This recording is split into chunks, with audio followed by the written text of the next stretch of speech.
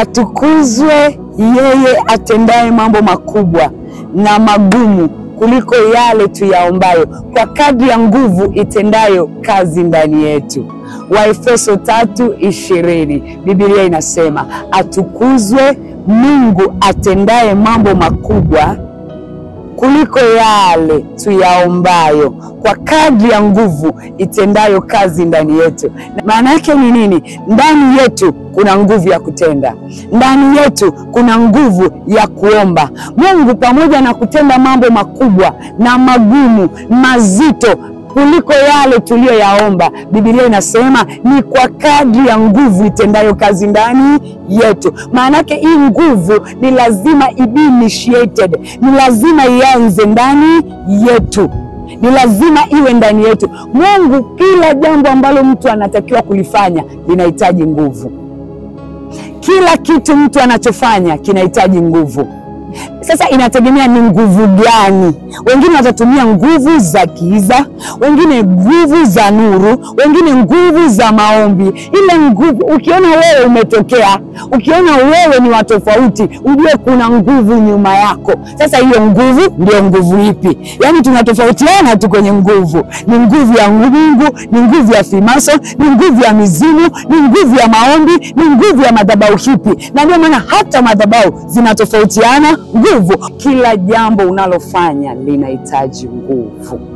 Na ndio maana hata kitabu cha Wafilipi mlango wa 4 mstari wa 13 anasemaje? Na yaweza mambo yote katika yeye anitiae nguvu. Pigia mstari neno nguvu. Yani na I can all, na yaweza yote. Lakini siyawezi tu, na yaweza mambo yote. Naweza kilimo, naweza kazi, naweza ndoa, naweza mambo yote, naweza kesi zote, naweza mambo yote. Lakini katika yeye anitiae nini? Anitiae nguvu. Hiyo nguvu inatiwa kwa nani? Inatiwa kwangu ili niweze mambo yote. Acha Mungu akupe nguvu ya kwenda zaidi ya kawaida.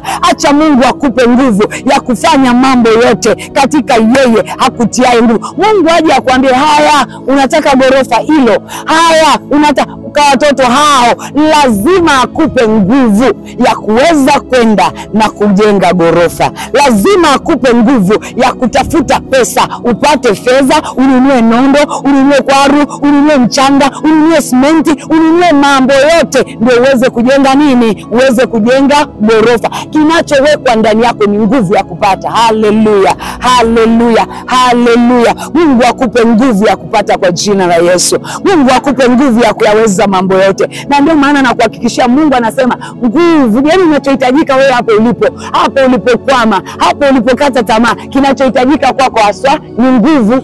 Na ndio maana katika Isaya 52 mstari wa 1 mpaka wa 4 anasema, inuka binti Sayuni, jivike nguvu yako, jikumute mavumbi yako, uliuzwa bure, utanunuliwa bila fedha.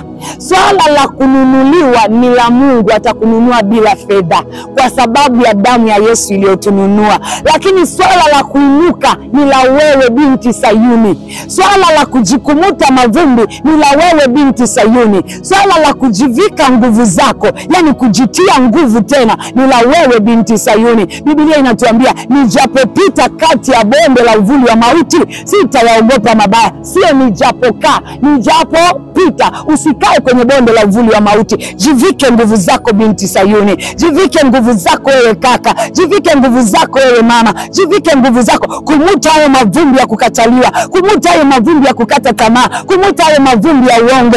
Kumuta hayo mavumbi ya kesi. Kumuta hayo mavumbi ya madeni. Kumuta hayo mavumbi ya uzito. Kumuta tena, kumuta tena. Inuka tena. Anasema inuka binti Sayuni. Jivike nguvu zako, kwa sababu anajua msaidizi wako yuko ndani yako. Yani Mungu anajua amewekeza kwako vya kutosha. Mungu hawezi kukupa assignment bila kukupa nguvu. Akikupa nguvu anakupa assignment, anakupa nguvu na anakupa anointment. Anakupa assignment, anakupa nguvu, anakupa mafuta.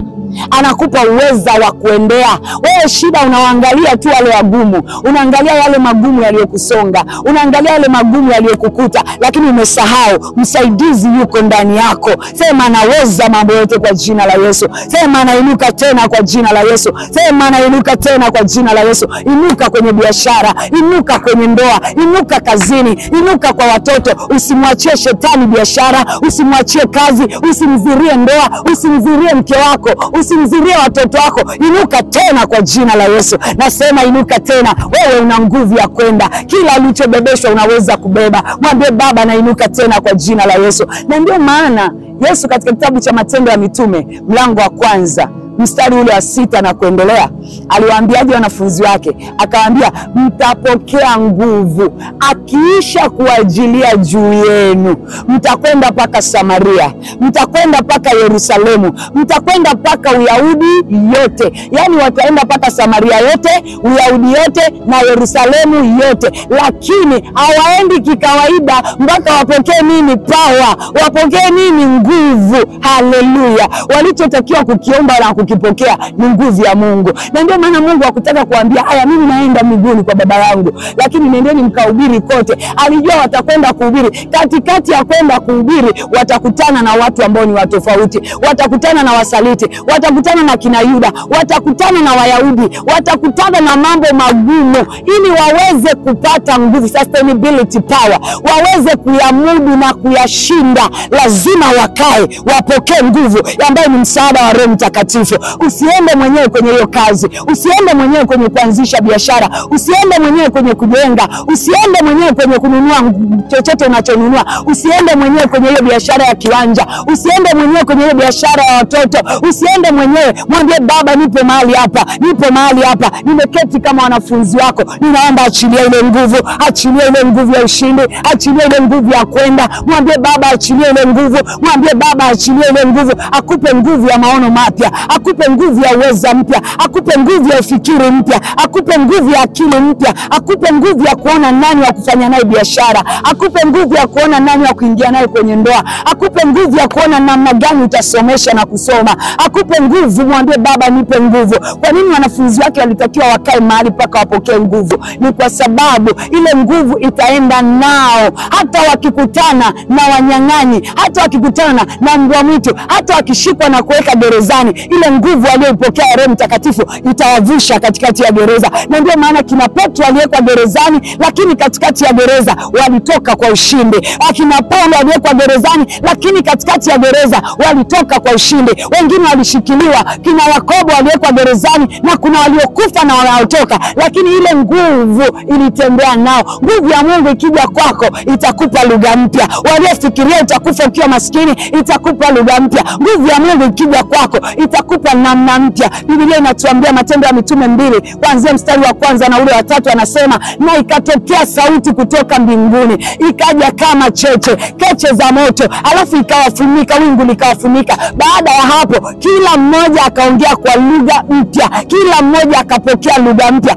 Mungu akupe lugha mpya kwenye biashara, Mungu akupe lugha mpya kwenye kazi. Waliosema kwamba utapata kazi, Mungu awabadilishe lugha upate kwa jina la Yesu. Hiyo ni lugha mpya. Waliosema utaoa, Mungu akupe lugha mpya uweze kupata mke sahihi. Hiyo ni lugha mpya. Mungu waliosema utakaa ujenge, Mungu akupe neema ya ujenzi. Hiyo ni lugha mpya. Wao walisema utapata, hautajenga, hautakaa uvuke. Lugha mpya ni kujenga. Pokea neema ya kujenga, pokea nguvu mpya, pokea neema mpya, pokea lugha mpya. Biashara lugha mpya, ndoa lugha mpya, kazi lugha mpya, sura yako lugha mpya, watoto wako wapokee lugha mpya. Waliosema watoto wako hawatakaa wasome, pokea lugha mpya kwa jina la Yesu. Waliosema kwamba ndoa yako haitadumu, pokea lugha mpya kwa jina la Yesu. Waliosema hautakaa uolewe, hautakaa uoe, pokea lugha mpya, pokea lugha mpya kwa jina la Yesu. Nguvu ya Mungu ikija kwenye maisha yako inaachilia nguvu mpya, inaachilia lugha mpya, inaachilia uweza mpya, inaachilia mafunuo mapya, inaachilia kibali kipya. Pokea kwa jina la Yesu.